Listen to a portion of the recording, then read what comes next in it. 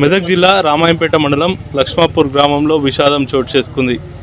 గురువారం లక్ష్మాపూర్ గ్రామానికి చెందిన రాగుల మోహన్ అనే వ్యక్తి తన వ్యవసాయ పొలం వద్ద ఉన్న పౌల్ట్రీ ఫామ్ వద్ద విద్యుత్ సరఫరా రాకపోవడంతో తీగలు సరిచేస్తున్న క్రమంలో ఒక్కసారిగా విద్యుత్ షాక్ తగిలింది. విద్యుత్ షాక్ తగిలి అక్కడే అపస్మారక స్థితిలో పడి ఉండగా స్థానికులు వెంటనే స్పందించి ఆయనను రామాయంపేట ప్రభుత్వ ఆసుపత్రికి తరలించారు. ఆసుపత్రికి తరలించే లోపే మోహన్ మృతి చెందారు.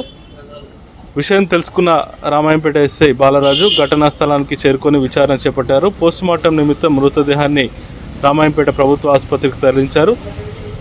బాధితులు ఇచ్చిన ఫిర్యాదు మేరకు పోలీసులు కేసు నమోదు చేసి దర్యాప్తు చేస్తున్నారు. మృతుడికి భార్య, 2 పిల్లలు ఉన్నట్లు స్థానికులు తెలిపారు.